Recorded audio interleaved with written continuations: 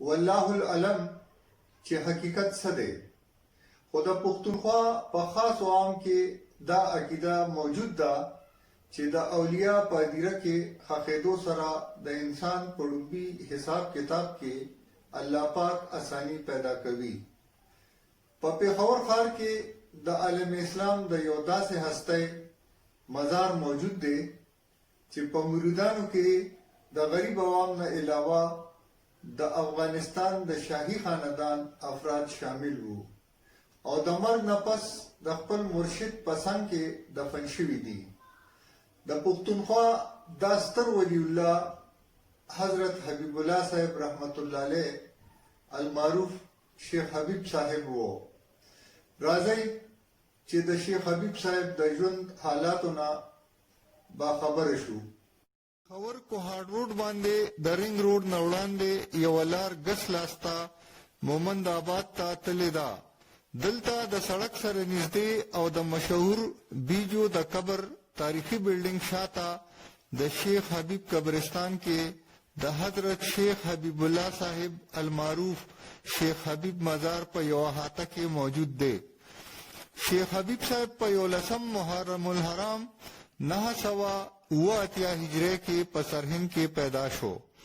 ابتدائی دینی تعلیم یې هم هلته حاصل کړو او دې نه پس به یې ډېر وخت د شیخ المشایخ حضرت سید آدم بنوري رحمت الله علیه په خدمت کې تیروو چې د حضرت مجدد الکسانی رحمت الله علیه خلیفه وو.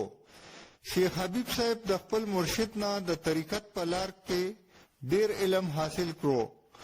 د حضرت سید آدم بنوري صاحب سره حرمین شریفین ته لاړو او هلته ول مرشد په مکه معظمه کې په 21 رجب 1028 هجری کې په سلسله عالیه نقشبندیه کې خلافت ورکړو. د حج بیت الله نه پس شیخ حبیب صاحب سرهند ته واپس راغلو خو د سلسله نقشبندیه مجددیه د خورولو دپاره د دوی خاص نظر د افغانستان او پښتونخوا په ټولو علاقو وو. د کابل له شاهي خاندان ډېر غړي د دوی په مریدانو کې شامل وو او دوی نه باقاعده بیعت کړی وو. وروستو شیخ صاحب د کابل نه پېښور ته راغلو او د کاکشال علاقه کې استوګن شو. ټول عمر یې په زهد، عبادت، مجاهدات او ریاضت کې تیر کړو. د دوی په محفل کې ډېر بېلارې ډاکوان او فاسق خلکو ته هدایت ملو شو او په نیغه لار روان شو. شیخ حبیب صاحب به د سلسله مجددیه په تعلیمات او سنتو په سختۍ سره عمل کولو او نورو خلکو به هم د دوی محفل کې د دې خبرې خیال ساتلو. شیخ صاحب د دوشنبې په ورځ 14 صفر المظفر 1099 هجری کې په حق ورسېدو.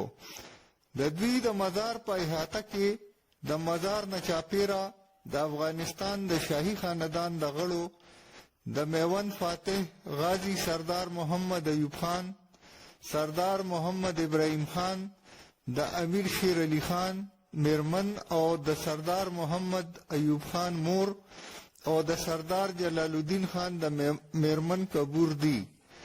د مزار د احاطې سره نږدې یو جومات دی چې مولا جرجان صاحب پکې د 40 کالو نه د امامت فرایض پوره کوي. د مزار شاته علاقه په رشید ګړی یادیږي.